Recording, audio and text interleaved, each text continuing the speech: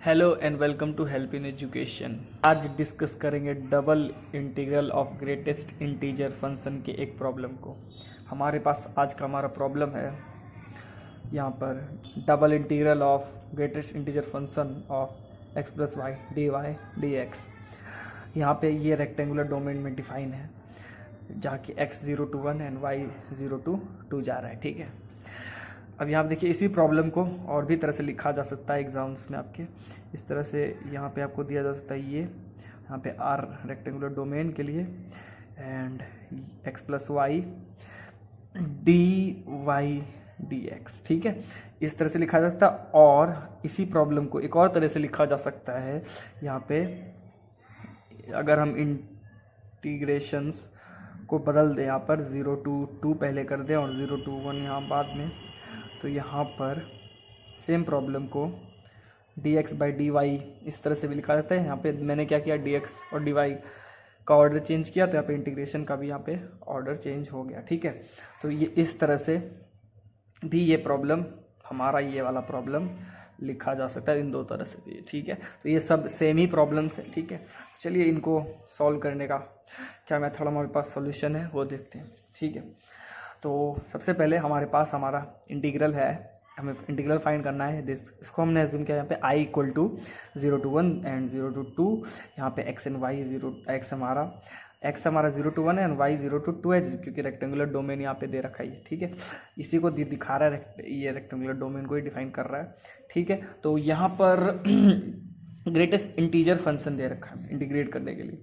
तो यहाँ पे जो ग्रेटेस्ट इंटीजर फंक्शन होता है ये हमारा डिसकंटिन्यूअस फंक्शन है। ठीक है, इसलिए हम यहाँ पे जब ग्रेटेस्ट इंटीजर फंक्शन को सॉल्व करते हैं तो हम जो यहाँ पे हमारा लिमिट्स है इंटीग्रेशन के लिए उनको ब्रेक डाउन कर देते हैं। ठीक है, ब्रेक कर देते हैं। आगे आप मेरी बात समझ जाएंगे।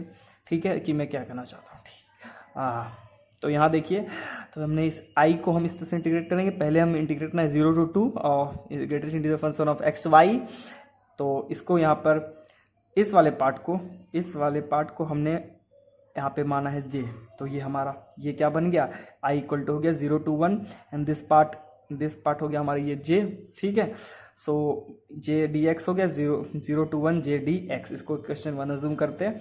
अब यहाँ पे हम सबसे पहले लिखा मैंने यहाँ पे j की वैल्यू जो है ये मैंने ऊपर लिखा है, इसी को यहाँ पे हमने नीचे से फिर से वापस से लिखा है, क्योंकि यहाँ पे j को पहले यहाँ पे वैल्यू फाइंड कर लेंगे j की इंटीग्रेट करके। तो यहाँ पे j हमें मिलता है 0 to 2 greatest integer function of x plus Y D Y. Okay, तो यहाँ पे अब सब्स्टिट्यूशन करेंगे, कुछ पुट करेंगे x प्लस वाई की value t and D Y by D X equal to T. ये कहाँ से आया, तो x हमने एज्यूम किया एज ए कांस्टेंट और डिफरेंशिएट किया दोनों तरफ इस रिलेशन को। ठीक है, यहाँ पे x को कांस्टेंट कर ले और दोनों तरफ डिफरेंशिएट करने पर ये मिल जाएगा। तो ये दोनों हम सब्स्टिट्यूट करेंगे यहाँ j में। ठीक है, तो j की वैल्यूज में इसको सब्स्टिट्यूट कर देंगे तो हमें मिल जाएगा j इक्वल्स टू लिमिट, जो हमारी लोअर एंड अपर लिमिट है उसकी वैल्यू भी चेंज हो जाएगी, क्योंकि ये जो हमारा ये जो 0 to 2 है ये y की वैल्यू दिखा रहा है, y 0 and y equal to 2। तो यहाँ पे देखिए, जब y की वैल्यू 0 रखेंगे इस रिलेशन में तो t की वैल्यू क्या मिल जाएगी, यहाँ पे y की वैल्यू अगर 0 होगी तो t इक्वल टू x मिल जाएगा। जब y की वैल्यू हमारी कितनी हो जाएगी, y की वैल्यू 2 हो जाएगी। y की वैल्यू अगर यहाँ पे 2 हो जाएगी यहाँ से, तो t की वैल्यू कितनी हो जाएगी, t इक्वल टू हो जाएगा हमारा x प्लस 2 y की जगह पे। ठीक है, तो इस तरह से यहाँ पे हमें हमारा इंटीग्रेशन नया जो बना है वो x to 2 plus X and x plus Y के जगह पे तो t हमने यहाँ पे सब्स्टिट्यूट किया एंड dy के जगह पे dt। तो नया यहाँ पे इंटीग्रेशन ये मिल गया। ठीक है, अब इस इंटीग्रेशन को हम यहाँ पे आसानी से सॉल्व कर सकते हैं, क्योंकि यहाँ पे ये 1 वेरिएबल में ये इंटीग्रेशन अब आ चुका है। तो अब यहाँ से हम इसको ब्रेक करेंगे, जैसा कि मैंने पहले बताया था, जब हम ग्रेटेस्ट इंटीजर फंक्शन को इंटीग्रेट करते हैं तो हम लिमिट्स को ब्रेक डाउन करते हैं। ठीक है, तो यहाँ पे x से 1 हम यहाँ पे ध्यान रखते हैं, हर एक इंटीजर में ब्रेक डाउन करेंगे, जैसे कि 0 to 1 एंड 1 to फिर 2, 2 से फिर 3, 3 से 4, आगे अगर रहता तो इस तरह से ब्रेक डाउन कर सकते हैं। 4 से 5, 5 से 6, 6 से 7, इस तरह से ब्रेक डाउन कर सकते हैं यहाँ पे।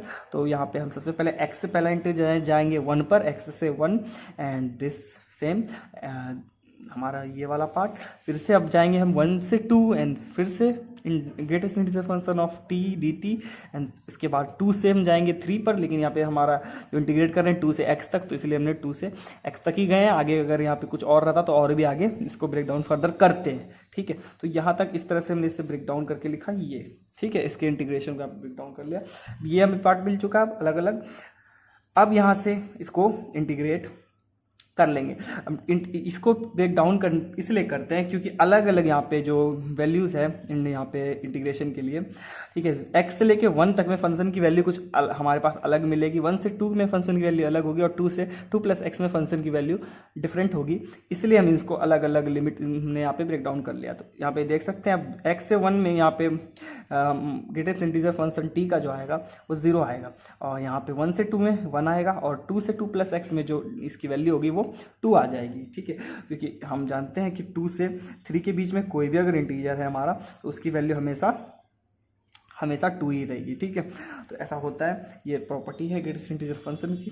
अब यहाँ से ये हमने यहाँ पे इसकी वैल्यूज़ यहाँ पे रखी, ठीक है, अलग अलग लिमिट्स के लिए, ठीक है, अलग अलग इंटीजर्स के लिए। इसके बाद रखने के बाद अब यहाँ से इसकी वैल्यू पूरी हो जाएगी 0, ये हमारा लिमिट, ये टोटल वैल्यू हो जाएगी 0। अब 0 हो गई वैल्यू, और यहाँ से हमें ये मिल गया और ये मिल गया, 2 बाहर और ये, ठीक है। अब यहाँ तक वैल्यूज़ मिल गई हमें। अब क्या करेंगे, पुट करेंगे। ये वैल्यू किसकी है, ये दरअसल j की वैल्यू हमें मिली है। चाहे तो यहीं पर इसको और इंटीग्रेट कर सकते थे, मगर मैंने यहाँ पे इसी वैल्यू को अब यहाँ पे सब्स्टिट्यूट कर दिया है इक्वेशन 1 में। इक्वेशन 1 दैट इज़ क्या था, हमारा इंटीग्रल जो है वो है 0 to 1 j dx, ठीक है। तो यहाँ पर इस वैल्यू को जब हम इसमें पुट करेंगे, यहाँ पे j की जगह पे रखेंगे, तो हमें क्या फर्दर मिलेगा वो अब देखिए। यहाँ से आगे बढ़ते हैं, तो यहाँ पर हमने ये वैल्यू सब्स्टिट्यूट की है, ठीक है, इक्वेशन 1 में ये वाली वैल्यू, ठीक है, सॉरी ये वाली वैल्यू यहाँ पर हमने सब्स्टिट्यूट की इक्वेशन 1 में। तो आई इंटीग्रल जो हमारा था वो बन गया 0 to 1 एंड दिस, ठीक है, 1 to 2 dt + 2 2 to 2 + x dt whole dx, ठीक है। तो अब यहाँ पे बात करते हैं, अब इसका इंटीग्रेशन टी का इंटीग्रेशन होगा t, तो ये t हो गया इसका इंटीग्रेशन, एंड यहाँ पे भी t हो गया इसका इंटीग्रेशन dt का, ठीक है। अब यहाँ पे वैल्यूज़ को पुट करते हैं हायर एंड लोअर लिमिट्स की, तो 1 and 2 है, 2 से 2 + x, ठीक है, ये आ गया, ये बहुत आसानी से समझ में आ गई की बात। अब यहाँ पर वैल्यूज़ रखेंगे 2 और 1, हाइयर वैल्यू 2 एंड लोअर 1, 2 - 1 1 आ गया। और यहाँ पे भी सेम काम करते हैं अगर, तो यहाँ पे मिलेगा, यहाँ इसकी वैल्यू मिलेगी, सिर्फ इस पार्ट की बात कर रहा हूँ मैं, यहाँ पे वैल्यू मिलेगी इसकी x, बाहर 2 है तो ये वैल्यू हो गई 2x, ठीक है। तो अब ये सिंपल इंटीग्रेशन हमें यहाँ पे मिल गया है 0 to 1 1 + 2x dx, ठीक है। यही है हमारा सिंपल इंटीग्रेशन। अभी बस इससे सॉल्व करना है और हमारा जो पूरा जो आंसर है वो हमें यहाँ पे मिल जाएगा। इससे अगर सॉल्व करेंगे तो यहाँ पे देख सकते हैं इसका 1 ये मल्टीप्लाई हो गया 1 dx, एंड dx को इंटीग्रेट करेंगे तो x मिल जाएगा, एंड 2x को इंटीग्रेट करेंगे तो ये मिलेगा, क्योंकि x का इंटीग्रेशन x² 2 होता है, तो ये मिल गया।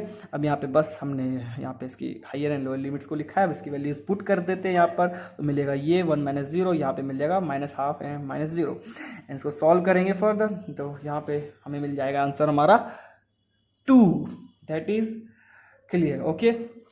तो इस तरह से यहाँ पे हमें क्या मिल गया, इस डबल इंटीग्रेशन की वैल्यू 2, ठीक है। तो हमने बेसिकली किया क्या है, हमने बस यहाँ से इंटीग्रेशन को यहाँ पे सब्स्टिट्यूट किया पहले बार इंटीग्रेशन को सॉल्व करने के लिए j में, और इसको फिर ट्रांसफॉर्मेशन किया इसका थोड़ा सा सब्स्टिट्यूशन की मदद से, और इस तरह से इस फॉर्म में इसको पहले चेंज किया, एंड फिर हमने ब्रेक किया यहाँ पे लिमिट्स को एंड दिस वैल्यू, उसके बाद यहाँ से इसको सॉल्व किया, ठीक है। और आखिर में इस तरह से हमारा इंटीग्रेशन जो था वो आसानी से सॉल्व हो गया।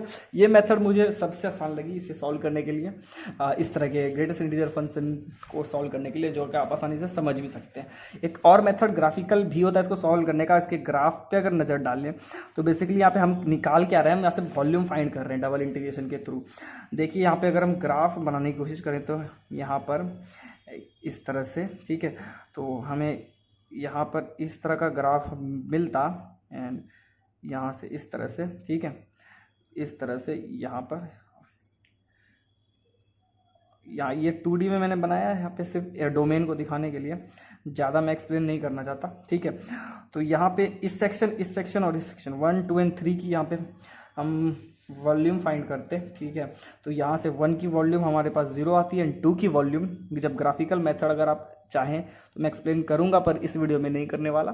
अगर आप चाहते हैं मैं ग्राफिकल मेथड को भी एक्सप्लेन करूँ तो आप इसके मुझे कमेंट करके ज़रूर बताएं। फिलहाल अभी मैं बता रहा हूँ, एक बार शॉर्ट में जल्दी से बता रहा हूँ। ग्राफ मेथड में अगर बनाते तो यहाँ पर से इसका एरिया कुछ भी हो, मगर जब हम यहाँ पे x प्लस वाई और यहाँ से ये z एक्सिस भी होता तो यहाँ पे x plus Y equal to z है, ठीक है, जो भी वैल्यू है फंक्शन की। तो यहाँ से बात करें तो यहाँ से इस वाले का वॉल्यूम आता 0 एंड इस वाले का वॉल्यूम 1 आता, इस वाले सेक्शन में जो वॉल्यूम आता वो फिर से 1 आता। तो कुल मिला के जो वॉल्यूम हमें मिलता है यहाँ ग्राफ से वो मिलता 2, ठीक है। तो इस तरह से ग्राफ से भी हम समझ सकते हैं यहाँ पे वॉल्यूम 2 है, ठीक है। तो बस यही था हमारा आज का वीडियो। उम्मीद करता हूँ आपको ये वीडियो समझ में आई होगी। मिलता हूँ आपसे अगली वीडियो में।